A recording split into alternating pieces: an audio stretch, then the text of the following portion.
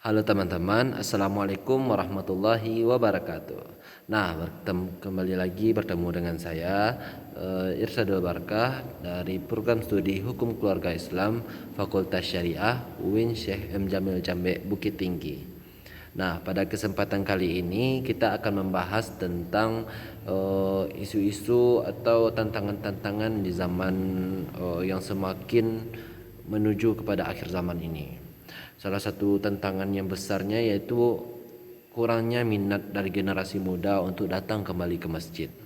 Nah, pada kesempatan kali ini kita akan membahas tentang apa saja sih faktor-faktor yang membuat pemuda itu sukar atau sulit sekali datang ke masjid. Nah, dan juga yang akan kita bahas yaitu bagaimana cara mendekatkan diri pemuda itu untuk kembali datang ke masjid. Nah, yang untuk pembahasan pertama, faktor-faktor dari pemuda-pemuda sukar sekali untuk datang ke masjid. Memang banyak sekali faktor yang dapat disimpulkan. Mungkin memang dari saya juga merupakan generasi muda atau Gen Z pada saat sekarang ini. Gen Z yang di umur 20-an di tahun 2026 ini masih dibilang sangat labil gitu. Jadi mereka masih mencari arah dan tujuan dari hidup. Namun justru itu membuat faktor-faktor yang untuk mendekatkan dia kembali ke masjid itu sangat beragam sekali. Mulai dari faktor internal seperti kurangnya bekal atau kurangnya ajaran dari orang tua atau dari sekitarnya, atau mungkin di Minang ini ada mamaknya, nanti ada teman-teman di sekitarnya, ada orang-orang di sekitar rumahnya, atau mungkin bisa jadi dari kakek atau neneknya.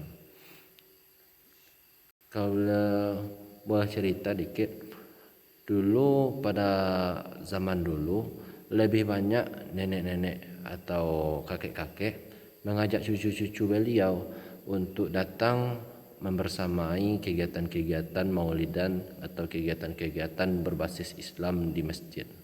Hal itu justru mengajarkan kepada anak-anak bahwasanya masjid adalah tempat yang seru. Masjid adalah tempat yang sangat worth it untuk dikunjungi kalau dari perspektif anak-anak dulu.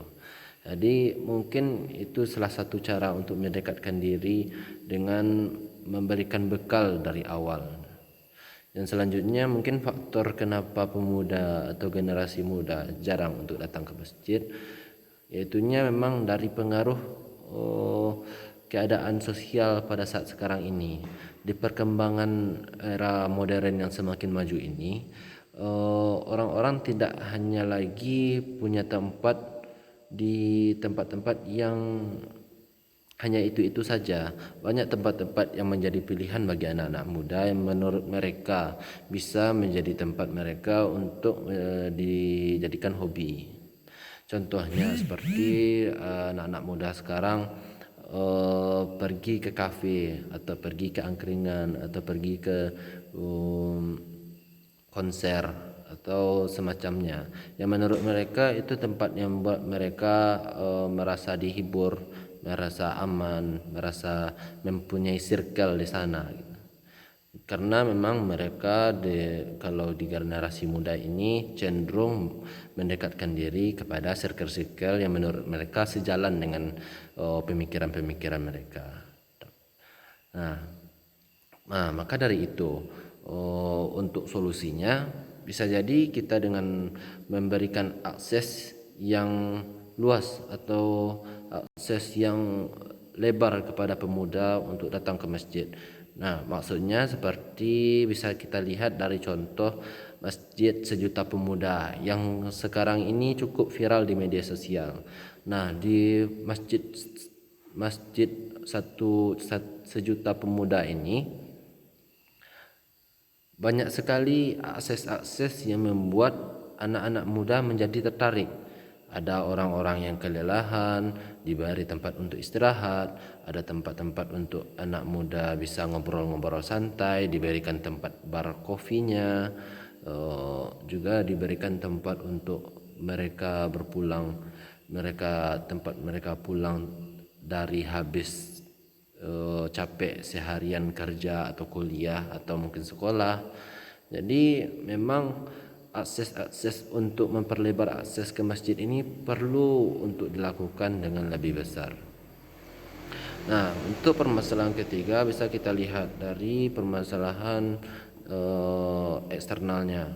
Bisa jadi dari ketika bisa kita beri contoh ketika seseorang anak muda baru melangkahkan kaki dengan bangganya, dengan mencoba-coba, dengan langkah yang ragu, mereka mencoba-coba untuk datang ke masjid. Namun ada seseorang yang langsung menjudge-nya, mungkin dari penampilannya, mungkin menjudge atau menilai dari gaya rambutnya atau bagaimana adab dia pas awal masuk. Padahal memang mungkin kalau secara hal yang adabnya memang hal itu bisa dibilang cukup tidak sejalan dengan ajaran Islam. Cuman bukan begitu ajaran Islam untuk mengajarkan kepada manusia dengan langsung menjudge, dengan langsung memarahi, dengan langsung menilai, dengan langsung memaki. Banyak anak-anak muda sekarang saat dia baru-baru melangkah ke masjid, saat dia baru mulai masuki masjid, banyak dia dimarah-marahi gitu. Dia kayak banyak aja disalah-salahkan gitu. Mulai dari penampilannya, dari adab-adabnya gitu, atau dari bagaimana dia mungkin ada kendaraannya yang membuat mungkin knalpot bising. Padahal kalau diajarkan dari Islam bisa diajarkan melalui pendekatan yang berangsur-angsur. Bisa kita lihat dari contoh Nabi Muhammad dulu mendekatkan diri kepada kaum di Makkah itu selama bertahun-tahun lamanya. Jadi memang untuk merubah sikap manusia itu tidak harus langsung untuk dinilai, untuk diubah. Kalau memang Islam mengajarkan langsung untuk mengubah perilaku ketika kita baru mulai berubah, hal itu hanya akan membuat perselisihan, hanya akan membuat orang takut untuk masuk kepada langkah-langkah yang baik. Karena sebenarnya memang langkah-langkah yang awal yang baik itu perlu dukungan dan support dari berbagai pihak.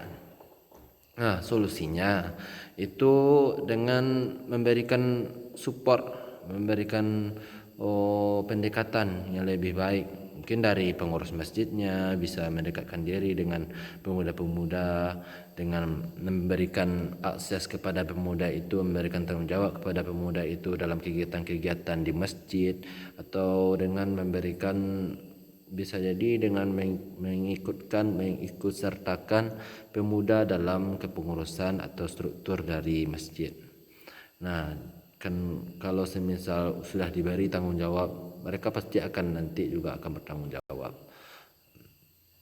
Mungkin ya itu mungkin 3 faktor dan solusi yang saya rasa menjadi tantangan di zaman sekarang, dari faktor internal ataupun faktor eksternal, dan juga faktor faktor bekal dia sendiri atau faktor pengaruh dari teman-teman sekitarnya, dan juga faktor dari bagaimana orang-orang memberikan apresiasi terhadap orang-orang yang baru memulai. Nah, mungkin jadi itu pembahasan yang dapat kita angkatkan kali ini. Untuk penutup, pemuda memang tidak selalu masih memiliki hati yang labil. Namun di balik itu mereka masih mencari-cari jalan menuju kepada kebenaran. Nah, untuk itu marilah saling merangkul, baik itu anak muda atau generasi tua, untuk saling mengajak untuk kembali ke masjid. Nah, mungkin itu hanya itu dari saya.